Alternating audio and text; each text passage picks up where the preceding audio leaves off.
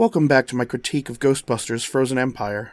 In this one, I will discuss two aspects of the Ghostbusters that seem to be going unnoticed, but have the potential to become major problems based on the implications of the new films. The first topic I will discuss is ethics. Are the actions of the Ghostbusters morally acceptable? The ethical implications of the organization arise for a couple of reasons in this film, but for me, they are mostly triggered by an event from the previous film, Afterlife. At the end of the film, Egon's ghost disintegrates, having completed his unfinished business on Earth by facilitating the capture of Gozer the Gozerian. He moves on, is how they put it, but perhaps I should call it ascending. This is the first time such a thing has occurred within this series, and it presents a significant moral question. If ghosts are created when the soul of a deceased person becomes tied to this world through unfinished business, is it right to trap them, thereby rendering them incapable of ever ascending? I can make an argument for either outcome. For example, it might be ethical to trap a ghost like Slimer, who causes material harm, because he could be considered a lawbreaker. However, was it right for the Melody diner waitress to call the Ghostbusters, simply because the ghost Melody was sitting in a booth, minding her own business?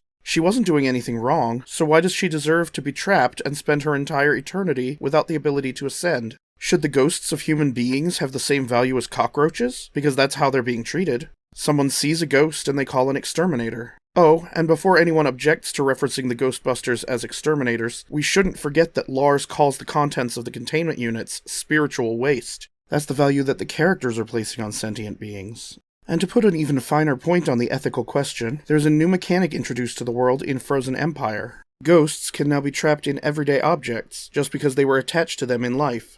So, a poor grandfather died, and through no fault of his own, his soul became entangled with his favorite grandfather clock. He didn't choose to possess it, but it's acting the same as other traps by preventing his soul from ascending. And the Ghostbusters' solution is to forcibly extract the spirit from the clock and send him directly into a giant ghost prison, where he will also not be able to ascend. Does that grandfather deserve this? And how did they discover the ghost was in the clock? Because it rings sometimes, and the new owner interpreted it as strange? How is any of this the right thing to do? Finally, the ethical issue becomes more dire when presented with the cases of Egon and Melody. Starting with Egon, his unfinished business saved the world by guiding the people necessary to fulfill that purpose. Had he not been there to help, Phoebe would not have found the equipment needed, fixed the equipment needed, or discovered the underlying plan. Egon is the hero of Afterlife, giving both his life and his afterlife to the prospect of saving the world as a Ghostbuster. But this was his personal choice. Melody, on the other hand, has unfinished business which seems to be handed down by fate itself.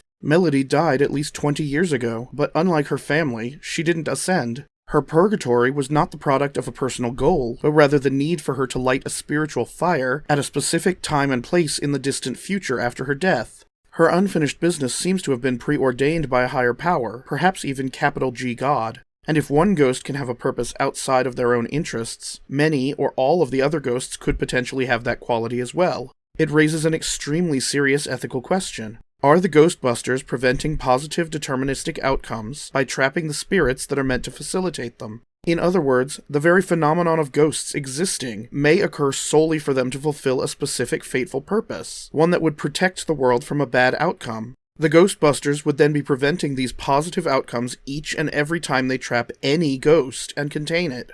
Doesn't that make them villains? Food for thought. The second topic I will discuss is an aspect of both of the new Ghostbusters movies that has been bugging me. Admittedly, this might be a premature criticism, because it's possible that I've simply caught on to a future film plan early. However, as things stand, it's a bit of an annoyance that no one noticed. There is a sinister event occurring in the background of these movies, which is completely unacknowledged by the characters. It is a magical, world-ending event that the producers of the movie seem to be playing off as a joke. Of course, I am referring to the Stay Puft Marshmallow Minis. Let's start at the beginning. In the first movie, the Ghostbusters attack Gozer on the roof of the Shandor building, and his body disappears. However, her voice echoes from the sky, and he tells them, "Choose and perish." They don't exactly understand, so Ray asks for a clarification. Gozer is offering them the ability to choose the form of the being that will destroy them and the rest of the world. As we all know, Ray inadvertently chooses the Stay Puft Marshmallow Man. This causes a 100-foot-tall version of the mascot, made of marshmallow, to spontaneously appear on the streets of Manhattan.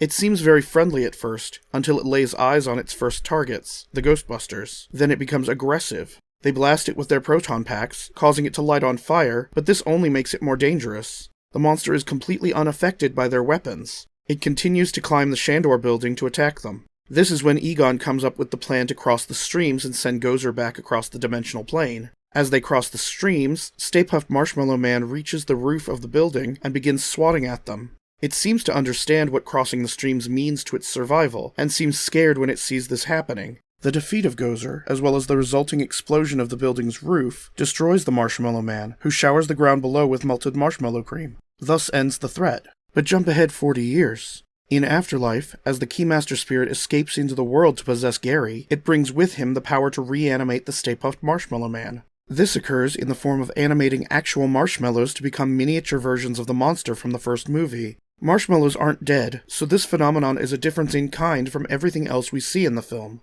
Let me be clear in what I'm saying here. The Stay Puft Marshmallow Minis are not ghosts. They are the result of magic bringing completely inanimate objects to life to serve out the purpose of the original spell. As Gozer returns to the Earth, so does the Chosen Destructor. The Stay Puft Marshmallow Minis are shown to have a vicious, destructive nature, despite their cheery appearance. The very first one we see immediately bites Gary's finger. They routinely set themselves on fire, as well as create chaos and disorder in other ways. And they actively prevent Podcast from saving the world, twice. They self-replicate, multiplying seemingly without limits. Unless we quickly exterminate them, they'll replicate ad infinitum. They are nigh indestructible. I mean, look at this one that goes through a blender.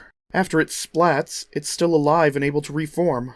These creatures are literally the instruments of the apocalypse. They are the Destructor. And no one seems to notice or care. The film treats them like minions from Despicable Me. Funny little goofballs that can break the tension of the heavier scenes. They engage exclusively in antics that just seem innocuous. And all the characters, with the notable exception of Podcast, treat them like pets. But there's a fundamental problem here that's being neglected. The fact that they still exist, despite Gozer having been defeated, means that Gozer wasn't actually defeated. Trapping Gozer in a laser containment system did not have the same effect as sending her back across the dimensional plane. His magic is still active, hence the continued existence of the Stay Puft Marshmallow Minis. The world is still in danger. The job is not over. But no one recognizes this fact within the film's universe, and we as an audience are supposed to ignore the fact that Gozer's apocalypse is still ongoing. For all we know, they've already destroyed that town in Oklahoma and are already spreading across the Midwest and South as we speak. Maybe they're even ready to free Gozer from the trap that was left there unattended.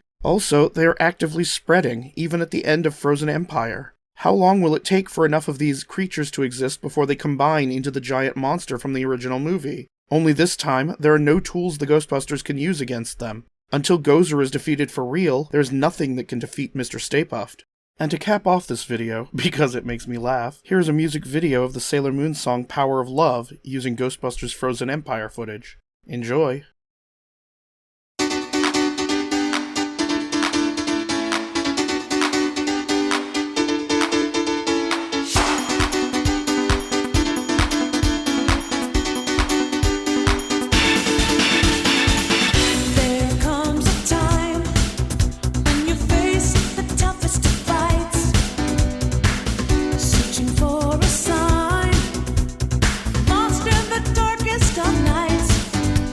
The